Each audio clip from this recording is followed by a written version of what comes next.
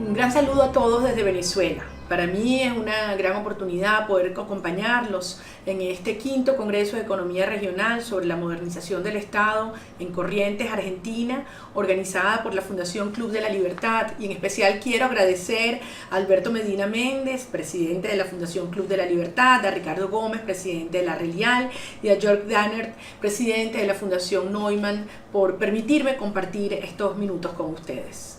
Finalmente, el mundo ha entendido la naturaleza del drama que vive Venezuela. No se trata de una crisis más, aunque el impacto de la misma haya ya generado la crisis migratoria más grande, más severa que haya habido en la historia de nuestro hemisferio, con más de 3 millones de migrantes que ya han dejado Venezuela. No podemos hablar de una crisis más. En Venezuela existe un conflicto, pero no es un conflicto interno.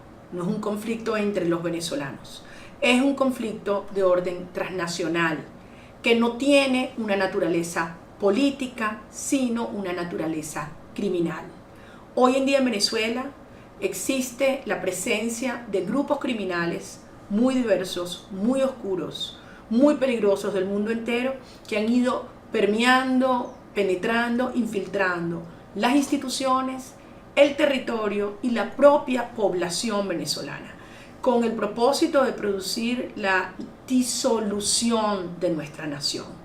Desde el punto de vista del territorio, ya las cifras más recientes refieren de más de un 70% del territorio venezolano que está bajo el control directo o indirecto de la guerrilla colombiana, del ELN o de los grupos no desmovilizados de la FARC, de grupos dedicados a la explotación ilegal y el contrabando de minerales como oro, diamante, coltán, y desde luego al narcotráfico e incluso la presencia de células terroristas en territorio venezolano. Desde el punto de vista institucional, estos grupos criminales no operan de manera autónoma, independiente o solo con la tolerancia del régimen, sino que se han infiltrado, y hoy podemos afirmar que en Venezuela la mafia es el Estado. Y desde el punto de vista de la población, no queda un solo sector de la sociedad venezolana que no haya sido penetrado por estos grupos criminales, sean los medios de comunicación, el sistema financiero, el sector económico, gremial, sindical o estudiantil. Así funcionan los estados mafiosos, que tienen además recursos ilimitados para tomar el control de una nación, como ha sido el caso venezolano. Este régimen llegó al poder por la vía democrática, haciendo uso del populismo más obsceno y con un financiamiento infinito, no solamente de fuentes internas, sino también de fuentes internacionales. De manera progresiva tomó control de los órganos del poder público, el sistema judicial, el sistema electoral, el parlamento, y fue penetrando el sistema financiero, las fuerzas armadas, incluso órganos y estructuras de la sociedad civil.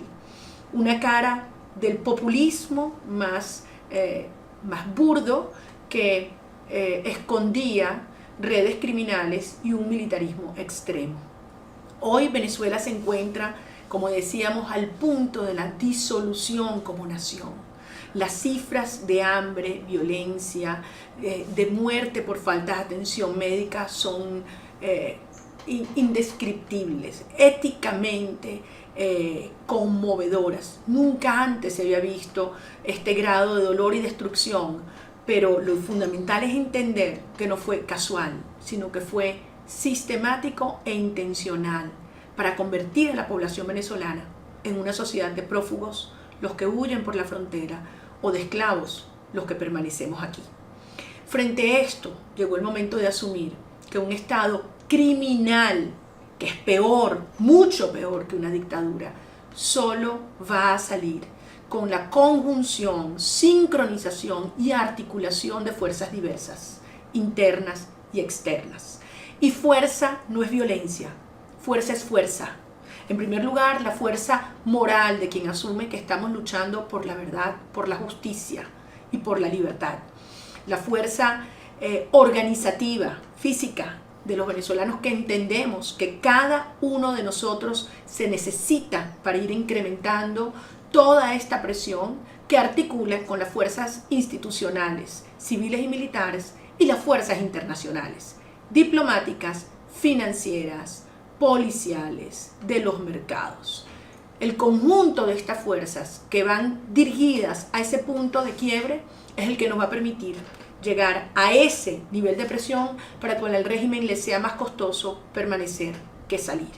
Allí es el momento en el cual podremos llevar adelante un verdadero proceso de negociación que establezca las garantías para que Maduro y su régimen salgan del poder. Solo así podremos parar esta hemorragia literal que hoy vivimos los venezolanos e iniciar un proceso de reconstrucción institucional. Viviremos la transición más compleja en la historia de este hemisferio, sin duda. Una gravísima crisis o catástrofe humanitaria, económica y de seguridad interna, y en paralelo el desmontaje de un sistema de mafias.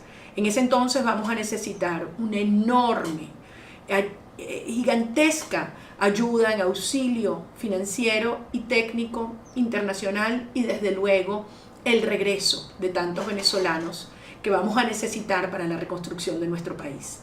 Hemos aprendido muchísimo y eso nos corresponderá ponerlo en práctica en ese entonces. Cómo dejar atrás populismo, clientelismo, centralismo, estatismo y después de 200 años militarismo, y construir una sociedad abierta, una sociedad libre, una sociedad en la cual se estimule el trabajo, el esfuerzo, el mérito, la innovación, el emprendimiento. Solamente así tendremos instituciones democráticas sólidas y una sociedad cohesionada alrededor de estos valores éticos y republicanos. Créanme, recorriendo Venezuela todos los días y estando en contacto con una diáspora extraordinaria alrededor del mundo, les garantizo que tenemos las fuerzas, las ideas, las ganas, no solo para derrotar este estado criminal, sino para reconstruir una nación con estos pilares sólidos que pueda nuevamente integrarse en un círculo virtuoso de crecimiento, de riqueza verdadera y de bienestar para todos los latinoamericanos.